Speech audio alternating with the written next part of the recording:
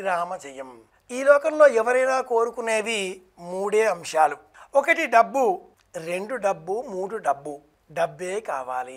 డబ్బుతో పాటుగా మరికొన్ని ఉంటాయి. ఆనందం, చిరునవ్వు, ఇవి అక్కరలేదు. డబ్బు కావాలి అనేవారే అధికం.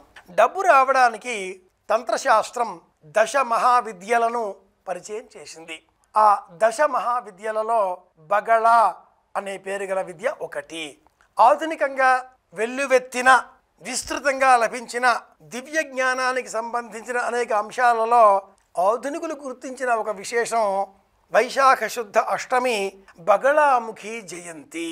బగళాముఖి జయంతి అన్న పేరిట వివరించిన ఈ తంత్రశాస్త్రవేత్తలు శాస్త్ర ప్రకారంగా 32 రుక్కులలో మంత్రశాస్త్ర విభాగంలో అమ్మవారిని స్తోత్రం చేయడం తెలియజేశారు.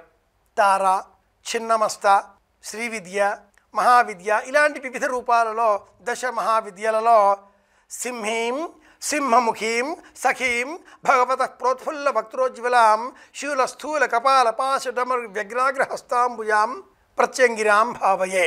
ప్రత్యంగిర 32 రుక్కులు. బగళ వశీకరణ సంబంధిత మంత్రశాస్త్రం. ఇతరులను మనమాట వినే విధంగా మార్చుకోవడం, పసుపు రంగు దుస్తులు ధరించడం, అత్యంత నిగూఢమైన అతి రహస్యమైన ఈ విద్య ఈనాటి కాలంలో కాగితాలలో చరవాణుల ద్వారా దృశ్య శ్రవణ మాధ్యమాల ద్వారా విస్తృతంగా అందరికీ లభించడంతో ఆ వస్తువుకు సంబంధించిన జ్ఞానం పైన నిర్లిప్తత, నిరాసక్తత కూడా పెరుగుతుంది.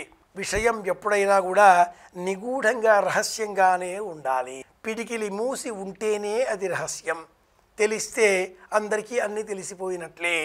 తర్వాత అని వెతుకుతుంది ఈ లోకం.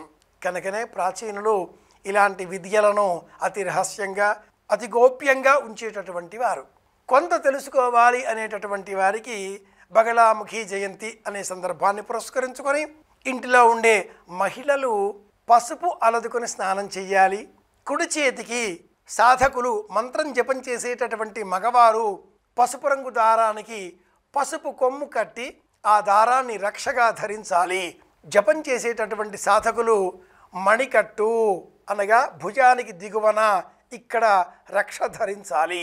అలాగే మండ పసుపు, పచ్చి పసుపు, ఈ పసుపును అమ్మవారిగా భావన చేసి పూజాగ్రహంలో ఆ పసుపు కొమ్ము మీదనే మళ్ళీ పసుపు, కుంకుమ, అక్షింతలు, పువ్వులు ఉంచి అమ్మవారిని స్తోత్రం చేసి అతి గోప్యమైన రహస్యమైన బగళ మాల మహామంత్రాన్ని 32 అక్షరాల ఆ వృత్తాకారంలో వలయంగా ఉండేటటువంటి మహామంత్రాన్ని సాధకులు జపం చేసేటటువంటి వారు.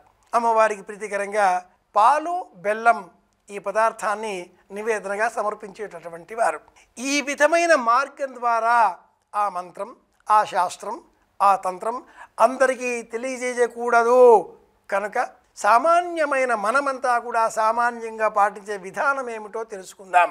బగళాముఖి జయంతి ఈ సందర్భాన్ని పురస్కరించుకొని ఇంటిలో ఉండే మహిళలు శరీరానికి పసుపు రాచుకొని స్నానం చేయాలి. పసుపుకే మరి ఒక పేరు బగళ. తదుపరి పసుపు కొమ్మును పూజాగృహంలో అమ్మవారికి ప్రతినిధిగా ఏర్పాటు చేసుకుని పూజించాలి. తరువాత పచ్చిపాలలో కాసింత బెల్లం ముక్క వేసి నివేదనగా సమర్పించాలి. తర్వాత వీలైనంత మట్టుకు సాయంత్రం వేళ 3, 5, 7, 9 ఇలా బేసి సంఖ్యలలో మహిళలకు పసుపు కుంకుమలను తాంబూలంతో అందించాలి. పసుపు కాస్త ఎక్కువగా ఇలా అందించినట్లయితే అలాంటి వారి ఇంట ఆ అమ్మవారు లక్ష్మీ రూపిణిగా సదా కొలువై ఉంటుంది. తెలుసుకున్నాం కనుక పాటిద్దాం, అనుసరిద్దాం. మళ్ళీ రేపు కలుసుకుందాం. శుభమస్తు.